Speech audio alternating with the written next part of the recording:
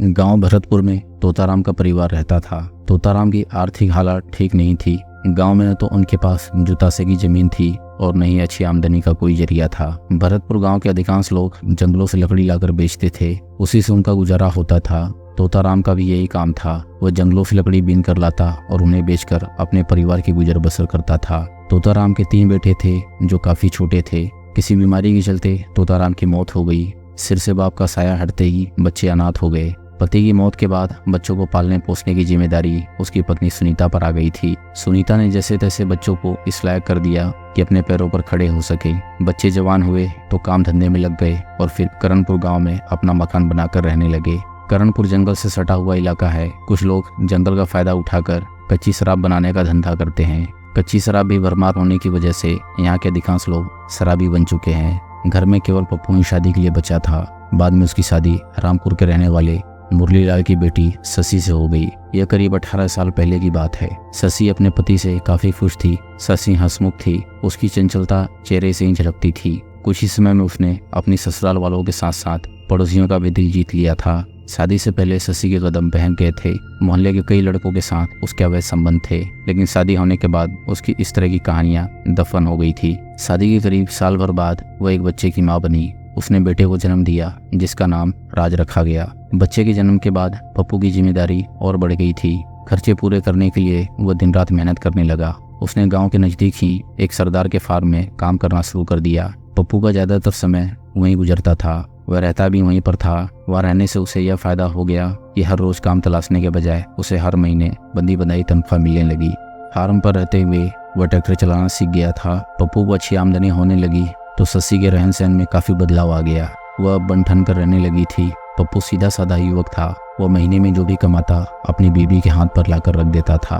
घर का सारा खर्च शशि अपने हिसाब से करती थी। इस बीच वह दूसरे बच्चे की माँ भी बन गई थी। लड़की हुई थी राजू उर्फ रज्जी।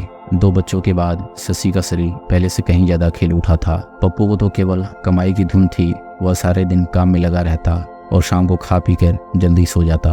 वह पत्नी की तरफ ध्यान नहीं दे पा रहा था, जिससे उसके दिल में पप्पू के प्रति लगाव कम होने लगा। शादी के 6 साल बीत जाने के बाद पप्पू उसके शरीर को पढ़ने में कमजोर पड़ने लगा तो शशि ने पिंजरे में बंद रहने के बजाय उड़ने की ठान ली। वह खूबसूरत तो थी ही, उसने मोहल्ले के युवकों पर जाल फेंका तो कई युवक उसकी गलियों के चक्कर लगाने लगे। उसने मोहल्ले के एक युवक के साथ गहरी दोस्ती कर ली और उसके साथ मौज मस्ती का खेल खेलने लगी। बुरा काम चाहे कोई भी हो, कितना भी छिपा कर क्यों न किया जाए, भेद खुल ही जाता है। शशि के प्रेमी के बार बार शशि के पास आने पर मोहल्ले वालों को शक हो गया। इसके बाद मोहल्ले के कई युवकों का शशि के यहाँ आना जाना हो गया। वे उसके साथ मौज मस्ती करने के साथ ही उसके खर्चे भी उठाने लगे। शशि जंगल से लकड़ी लाने के बहाने घर से निकलती और जंगल में वह प्रेमियों से मिलती, लेकिन एक दिन एक अनजान युवक ने उसके साथ छेड़छाड़ कर दी। यह हरकत शशि के पड़ोसी ने देख ली। शशि जानती थी कि उसे दुनिया की नजरों में पाक साफ बनकर रहना है तो उसे जरूर कुछ करना होगा। यही सोचकर उसने गांव में आते ही उस युवक द्वारा की गई हरकत को लेकर शोर मचा दिया। इतना ही नहीं, वह उस युवक को सबक सिखाने के लिए पुलिस चौकी में शिकायत करने जा पहुंची। चौकी में उसकी मुलाकात एक कांस्टेबल से हुई जो उसी के हलके का था। कांस्टेबल पहली नजर में उसके हुस्न पर मर मिटा। उसने शशि के साथ हमदर्दी दिखाते हुए उसका मोबाइल नंबर ले लिया और अपना मोबाइल नंबर उसे देते हुए कहा कि तुम चिंता मत करो, कल आकर मैं उस हरामखोर को देखता हूँ। अगले दिन वह पुलिस वाला गश्त पर निकला तो घूमते घामते शशि के घर जा पहुंचा। शशि के घर पुलिस वालों को आया देख मोहल्ले के लोग इधर उधर हो गए। इसके बाद शशि को छेड़ने वाले युवक का पता लगाते हुए उसके घर गया। कांस्टेबल ने उस युवक को डरा धमकाकर कुछ रुपए ऐंठे और आगे कोई हरकत न करने की हिदायत देकर छोड़ दिया। युवक से पैसे ऐंठने के बाद वह शशि से मिला और उसने उन पैसों में से कुछ पैसे शशि को भी दे दिए। पुलिस वाले से जान पहचान हो जाने से शशि बहुत खुश हुई। वह सिपाही भी उसकी कुशल क्षेम पूछने के बहाने उसके घर के चक्कर लगाने लगा। इसके बाद शशि घर वालों के साथ साथ पड़ोसियों पर भी रौब जमाने लगी। उसके घर वाले उसके त्रिया चरित्र से तंग आ चुके थे। उन्होंने उसकी इस हरकत की शिकायत पप्पू से की, लेकिन कोई लाभ नहीं हुआ। शशि के सामने पप्पू की एक नहीं चलती थी। शशि ने उसी पुलिस वाले के सहारे घर वालों से भी कई बार पंगा ले लिया था, जिसके बाद घर वालों ने उससे संबंध ही खत्म कर दिए थे। एक पुलिस वाले के सहारे वह कई पुलिस वालों के दिलों पर राज करने लगी थी। पुलिस वालों से दोस्ती हो जाने के बाद शशि अपनी मनमानी करने लगी। जब उसे पैसों की जरूरत होती तो वह किसी न किसी मर्द को अपने मुंह पास में फंसा लेती और फिर उसे धौंस दिखाकर मनचाहे पैसे ऐंठती। पुलिस वालों के बल पर उसका धंधा फलने फूलने लगा था। पति के घर से निकलते ही शशि बच्चों को तैयार कर स्कूल भेज देती और फिर सच समझकर अपने धंधे के लिए निकल जाती। जब उसकी हरकतें हद पार करने लगी तो घर वालों की शिकायत पर पप्पू ने उसे कई बार समझाने की कोशिश की, लेकिन वो उल्टे ही उसी पर राशन पानी लेकर चढ़ने लगी। इसके बाद दोनों मियाँ बीवी में मनमुटाव रहने लगा। अब वह पति से पूरी तरह से खार खाने लगी थी। अपनी बीवी की बेवफाई से तंग आकर पप्पू ने फार्म से काम छोड़ दिया और दारू के नशे में धुत रहने लगा। उसी दौरान उसकी मुलाकात भूपेंद्र सिंह से हुई। भूपेंद्र के पास अपने 2 ट्रैक्टर थे। वह गांव वालों से सस्ते में गन्ना खरीदकर सीधे शुगर फैक्ट्री में बेचता था, जिससे उसे अच्छी आमदनी हो जाती थी। भूपेंद्र को अपना पूरा ट्रैक्टर चलाने के लिए एक ड्राइवर की जरूरत थी। उसने पप्पू से बात की तो वह उसका ट्रैक्टर चलाने को राजी हो गया। पप्पू ने फिर से शराब का सेवन बंद कर दिया और वह भूपेंद्र का ट्रैक्टर चलाने लगा, जिसके सहारे उसका पप्पू के घर आना जाना शुरू हो गया। भूपेंद्र की शशि से मुलाकात उस वक्त हुई जब वह किसी काम से काशीपुर गया हुआ था। उस दिन शशि के दोनों बच्चे भी स्कूल गए थे। उस दिन भूपेंद्र पप्पू को बुलाने उसके घर आया था। शशि जानती थी कि उसका पति उसी का ट्रैक्टर चलाता है। शशि ने भूपेंद्र की खूब खातिरदारी की। भूपेंद्र उसकी सुंदरता पर मर मिटा। एक तरह से वह उसका दीवाना बन बैठा। भूपेंद्र ने शशि का मोबाइल नंबर ले लिया। बाद में उसकी शशि से फोन पर बातें होने लगी। फलस्वरूप कुछ ही दिनों बाद दोनों के बीच अवैध संबंध बन गए। भूपेंद्र को अच्छी कमाई थी, वो शशि पर भी पैसा खर्च करने लगा। इससे शशि पूरी तरह से उसकी प्रेम दीवानी हो गई। भूपेंद्र अक्सर पप्पू को ट्रैक्टर लेकर बाहर भेज देता और फिर सीधा उसके घर आ जाता। कई बार तो भूपेंद्र पप्पू की गैर मौजूदगी में सारी रात उसी के घर में पड़ा रहता। उस वक्त शशि अपने बच्चों को जल्दी खाना खिलाकर सुला देती और फिर सारी रात भूपेंद्र के साथ मौज मस्ती में डूब जाती। भूपेंद्र जब भी आता शशि और उसके बच्चों के लिए फल और मिठाई लेकर आता था। इसके चलते शशि के बच्चे भी भूपेंद्र से हिल मिल गए थे। जिस दिन वह घर आता इसकी सूचना किसी तरह पप्पू तक पहुंच ही जाती थी। पप्पू की बेटी उसके घर आने पर ताने मारते हुए कहती, आपसे बढ़िया तो भूपेंद्र अंकल हैं। वह जब भी आते हैं अपने साथ बहुत सारी चीजें लाते हैं। बच्चों की बात सुनते ही पप्पू का पारा हाई हो जाता था। पप्पू को विश्वास हो गया था कि उसकी गैर मौजूदगी में भूपेंद्र उसके घर आता है। इसी बात को लेकर उसकी पत्नी से लड़ाई होती। रोज रोज के झगड़े से तंग आकर एक दिन शशि ने भूपेंद्र से कहा कि अगर तुम मुझे इतना ही प्यार करते हो तो कुछ ऐसा करोगे उसकी टेंशन ही खत्म हो जाए। भूपेंद्र शशि का इशारा समझ गया था। इसी दौरान उसके दिमाग में एक आइडिया आया। उसी आइडिया के तहत उसने एक दिन मौका पाते ही अपने गाँव के एक किसान की हैरो चुरा ली। भूपेंद्र ने वह हैरो लाकर अपने खेत के एक कोने में डाल दी।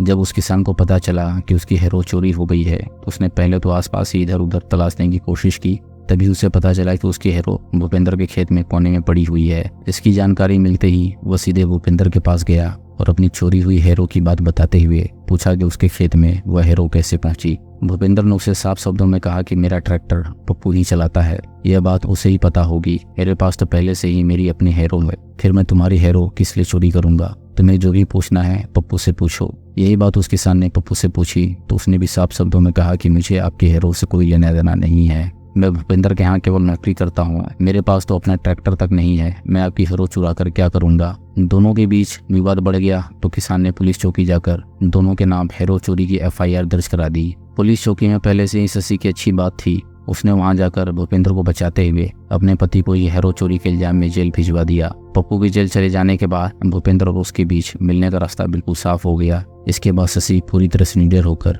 उसके साथ जिंदगी के मजे लेने लगी। उसने पप्पू को जमानत पर छुड़वाने के लिए पैरवी भी नहीं की। यह सब देखकर पप्पू के बड़े भाई राजपाल को बहुत दुख हुआ। उसने पप्पू को छुड़वाने के लिए काफी हाथ पांव मारे तो शशि ने उसके परिवार को भी जेल भिजवाने की धमकी दे डाली। इसके बाद भी राजपाल ने जैसे तैसे पप्पू के केस की पैरवी की। पप्पू पर कोई ज्यादा बड़ा केस तो था नहीं। 1 महीना जेल में रहकर वह घर आ गया। जेल में आते ही उसने शशि की पिटाई की और उसे घर से निकल जाने को कह दिया। शशि ने फिर से अपने साथ पति द्वारा मारपीट की शिकायत चौकी में कर दी। इस मामले में पुलिस ने पप्पू पर कोई खास कार्रवाई तो नहीं की, बल्कि उसे समझाते हुए पत्नी के साथ भविष्य में मारपीट न करने की चेतावनी देकर छोड़ दिया। जेल से वापस आने के बाद पप्पू ने भूपेंद्र की नौकरी छोड़ दी। उसके बाद भूपेंद्र ने पप्पू के घर आना जाना भी कम कर दिया। इस पर भूपेंद्र ने शशि से मिलने का दूसरा रास्ता निकाला।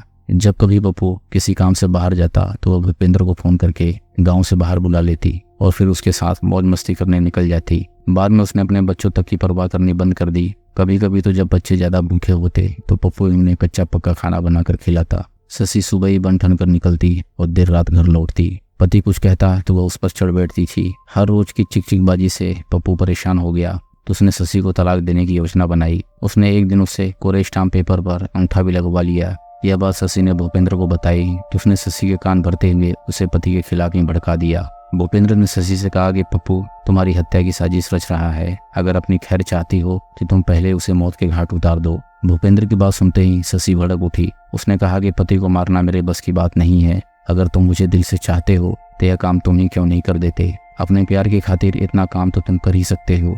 शशि के मन के बात सामने आते ही भूपेंद्र समझ गया कि अगर पप्पू को अपने रास्ते से हटा दे तो शशि पूरी तरह से उसकी रखेल बनकर रह जाएगी। इसके बाद उसने पप्पू को मौत की नींद सुलाने के लिए ताने बाने बुनने शुरू कर दिए। भूपेंद्र अगर शशि के लिए कुछ भी करने को तैयार था तो इसका भी एक बड़ा कारण था। भूपेंद्र की शादी को कई साल बीत चुके थे, लेकिन उसकी बीवी से कोई औलाद नहीं हुई थी, जिसके लिए उसकी बीवी और वह परेशान रहते थे। शशि की ओर से पप्पू को अपने बीच से हटाने के लिए छूट मिलते ही उसने सोच लिया था कि पप्पू को मौत की नींद सुलाने के बाद वह कोर्ट मैरिज करके उसे अपने घर ले आएगा। भूपेंद्र की ये सोच कारगर साबित हुई और उसने पप्पू को रास्ते से हटा दिया और किसी को कानो कान खबर तक नहीं हुई। कुछ समय गुजरने के बाद शशि से उसने कोर्ट में जाकर शादी कर ली। दोस्तों, अगर आपको कहानी पसंद आ रही हो तो वीडियो को लाइक करें और चैनल को सब्सक्राइब करें। हम ऐसी मजेदार कहानियाँ आपके लिए लाते रहेंगे।